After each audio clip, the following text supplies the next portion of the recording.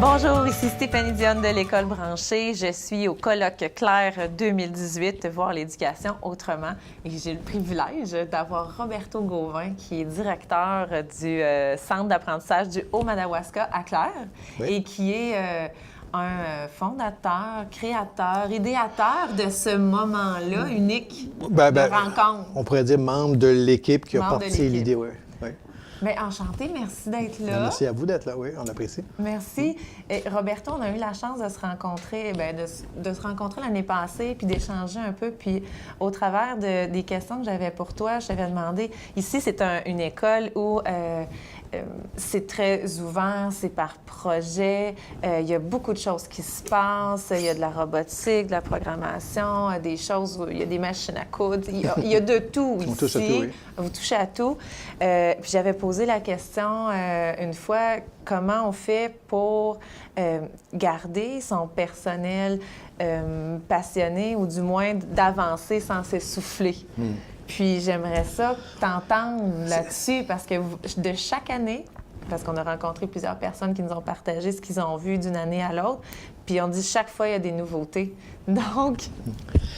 je pense qu'on est dans un genre de spirale, mais une spirale vers le haut, dans le sens que depuis plusieurs années, oui, on a tenté des choses, on a fait des expériences, donc il y a des choses qu'on a peut-être eu un petit peu plus de succès que d'autres, mais ça engendre justement l'idée de vouloir continuer à se développer, puis évidemment, les nouvelles technologies changent constamment, et puis c'est de mettre un peu cette culture organisationnelle ici à l'école par rapport à la prise de risque. Donc, lorsque c'est clair que dans une école, que c'est correct de prendre des risques, puis on ne se fera pas taper sur les doigts, par exemple, s'il arrive quelque chose, les gens ont tendance à vouloir plus essayer de faire des choses.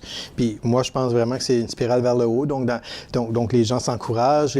On va contaminer, par exemple, un collègue ou quelqu'un qui a vu quelque chose dans un colloque ou quelque chose comme ça. Donc, souvent, les gens vont partager. On a la chance ici à l'école, un mercredi sur 2 semaines, de faire des communautés d'apprentissage professionnel.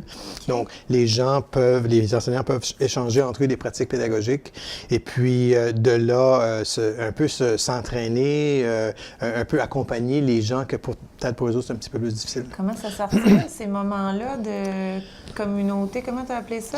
On appelle ça ici les CAP, les communautés d'apprentissage professionnel. C'est ça? Comment ça s'articule? Bien, dans le sens que les gens ont du temps pour pouvoir se rencontrer, mais vraiment pour discuter du progrès des élèves. Chaque semaine? À chaque 2 semaines. Chaque 2 semaines, quand même.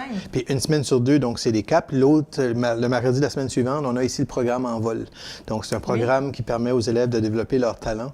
Et puis, ce que ça permet, c'est que le mercredi que les jeunes travaillent en projet ou en micro-entreprise, à ce moment-là, la semaine d'après, les enseignants se rencontrent, on discute du progrès des élèves. Un élève est plus ou moins motivé, on essaie de voir comment on peut aller le chercher.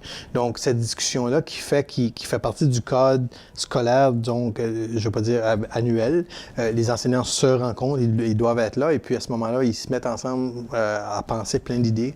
Puis à ce moment-là, les enseignants vont exprimer, j'aimerais faire ceci, mais on a besoin d'aide. Donc les gens entre eux, ils peuvent trouver des ressources. OK.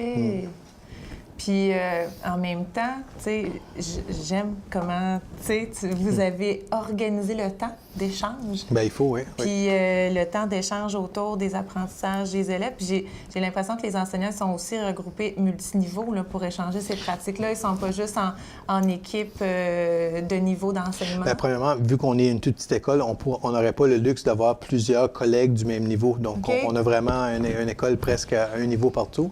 Donc, les gens doivent être donc en cohorte, par exemple, maternelle à 2, 3 à 5 et 6 à 8. Et puis, ces enseignants travaillent ensemble depuis plusieurs années déjà, donc ils connaissent un peu les élèves. Il faut penser aussi à la transition. Donc, lorsqu'un élève passe d'un niveau à un autre niveau, souvent, l'enseignant va apprendre à connaître ses élèves au mois d'octobre, novembre, avant que ça parte. Mais là, maintenant, les enseignants peuvent travailler ensemble, puis préparer le terrain, puis aussi accompagner un élève. Puis, à la fin juin, cet accompagnement-là continue dès les premières journées de classe. Là. Donc, il y a plusieurs avantages de faire ça, oui. Bien oui, tout à fait. Puis un petit peu plus tôt, là, tu m'as dit, dans le développement puis l'ampleur de tout ce que vous avez mis en place aujourd'hui, tu m'as dit, on a commencé à apprendre à... Comment tu m'as expliqué ça? Je pense que notre philosophie, c'est qu'on va ramper avant de marcher, avant de courir. Et puis venir à Claire, ça peut faire 2 choses. Ça peut encourager les gens à découvrir plein de nouvelles choses. Et puis, ça peut donner des idées, mais ça peut aussi décourager certaines personnes par rapport à l'ampleur des projets qui sont faits. Exact. Donc, il faut être sensible à ça. Puis il faut dire aux gens, bien, pensez qu'il y a plusieurs années de travail ici. Donc, ce qui est important, si vous voulez faire quelque chose, commencez avec quelque chose que vous allez avoir du succès rapidement, avec ce que vous avez déjà peut-être disponible dans votre école, au niveau de la communauté. Puis ensuite, ça va justement évoluer avec le temps. Tout à fait. Puis tu as parlé un petit peu plus tôt aussi du climat de bienveillance qui invitait à prendre des risques puis à avancer. Donc ça encourage aussi à avancer, de faire une étape à la fois. C'est que moi, j'utilise beaucoup la théorie de l'autodétermination avec William Glasser, qui dit on ne peut pas forcer les gens à faire des choses. Donc, si on veut que les gens bougent dans une direction, il faut créer les conditions gagnantes. Donc, si j'étais un jardinier, je pense que mon travail à la direction serait de m'assurer qu'on a du bon sol, on a de la bonne eau, les bonnes conditions. Moi, comme directeur d'école, c'est de m'assurer que les profs, les élèves vont avoir les outils qu'ils ont besoin pour pouvoir faire un bon travail. Donc, c'est pas possible de dire on veut de l'innovation puis on ne peut pas donner les moyens. C'est sûr que mon travail, je pense que c'est m'assurer que les gens ont ces outils-là, mais pas seulement les avoir, parce que ça, c'est la partie, je pense, la plus facile d'aller avec, si on a l'argent, acheter quelque chose puis l'apporter à l'école. Maintenant, comment est-ce qu'on va l'utiliser, cet outil-là? Souvent, je fais des conférences, puis je propose à la blague comme ça un pelle-carotte, puis un ordinateur neuf pour enseigner en classe. Okay. Puis là, je demande aux enseignants dans la salle, si vous enseignez dans mon école, vous avez le choix entre le pelle-carotte et l'ordinateur neuf, lequel vous allez prendre. Okay. Tout le monde veut avoir l'ordinateur neuf. Ben oui. Puis là, je leur dis, vous n'êtes pas demandé la question la plus importante. Qu'est-ce que vous allez enseigner? Si vous enseignez comment éplucher des carottes, le pelle-carotte va être pas mal plus utile. Ouais, sinon, on va regarder une vidéo sur YouTube, ça va s'arrêter là, ça va être dur d'exécuter. Ouais. Mais on a tendance à vouloir avoir tous ces outils-là. J'ai des gens qui m'appellent régulièrement pour acheter une imprimante 3D, puis là, je leur demande, vous allez faire quoi? Puis là, ils savent pas trop. Puis c'est juste qu'on a tendance à vouloir avoir tous ces outils-là. On l'a vu avec les ordinateurs portables plusieurs années passées. Ensuite, ça a été le tableau blanc interactif. Là, c'est les iPads. Maintenant, c'est les imprimantes 3D. Donc, c'est des vagues comme ça. Moi, je pense que ça, c'est la partie facile, acheter l'équipement, mais ensuite, c'est faire quelque chose avec ça. Puis je pense qu'ici, les gens, on amène ça à un autre niveau. Donc oui, on a tous ces appareils-là, tout cet équipement-là, mais on les laisse dans les mains des enfants, puis c'est eux qui nous emmènent à un autre niveau. Là. Oui, c'est vrai qu'on l'a remarqué en voyant les projets présentés par les élèves. On le sent qu'ils ont la chance d'avoir ça entre les mains puis de choisir ce qu'ils ont le goût de réaliser. Ça, c'est vraiment beau à voir. Puis avant, on encadrait les élèves pour le colloque pour bien faire, mais là, on s'est aperçu rapidement qu'on a seulement besoin de reculer puis les regarder aller. Puis ils vont toujours au-delà de ce qu'on s'attend qu'ils vont faire. C'est vrai. Puis là, qu'est-ce que tu as l'impression que les gens vont retirer de leur passage cette année? J'ai l'impression qu'il y avait beaucoup de personnes qui le vivaient pour la première fois. Ouais. C'est sûr que ce soir, mais on a la session Ignite qui a le thème au niveau de l'entrepreneuriat. Donc, je pense que c'est un mouvement qu'il faut qu'on prenne du temps maintenant pour regarder. Dans les écoles, je crois qu'il faut développer ce mouvement-là, que les élèves peuvent trouver, par exemple, dans la communauté des besoins auxquels ils peuvent répondre, puis ensuite les mettre en mouvement par rapport à ces besoins-là. Ça peut être avec les outils qu'on a à l'école, avec les outils de technologie, mais ça peut être des choses bien simples au niveau de la communauté aussi. Souvent, on a tendance à vouloir faire des choses avec des projecteurs, mais je veux dire, on peut aller avec des choses très, très simples. Oui.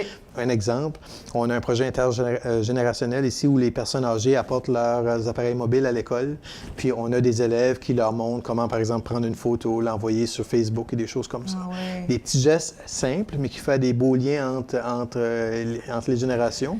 Qui répond à une réalité puis un besoin. Oui. Puis des gens qui peuvent maintenant faire une conversation Skype avec leurs petits-enfants qui sont à Montréal, par exemple. Donc les gens apprécient ça.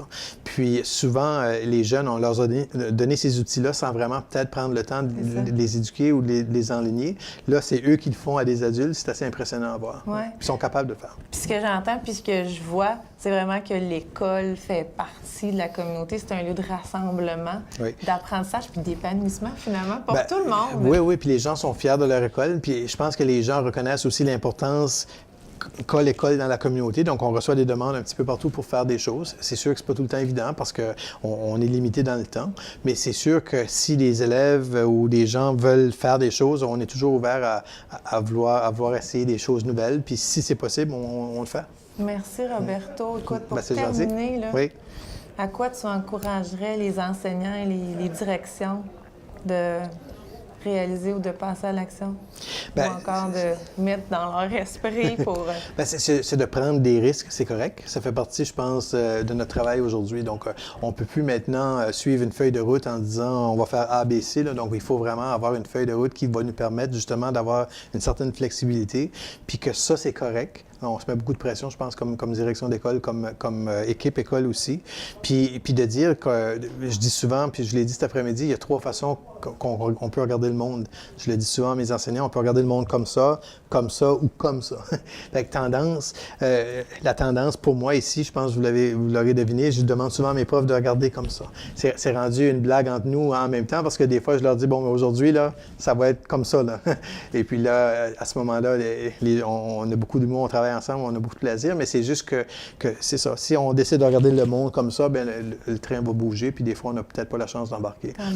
Puis de prendre ce risque-là, puis ça sera peut-être pas toujours parfait, mais je veux dire, si on se met en mouvement, puis on bouge, puis je pense... Puis moi, ma loi avec les membres du personnel, si c'est bon pour les enfants, je pense qu'on doit y aller. Merci vraiment beaucoup, Roberto, pour ce bon moment-là. Merci beaucoup. Merci beaucoup.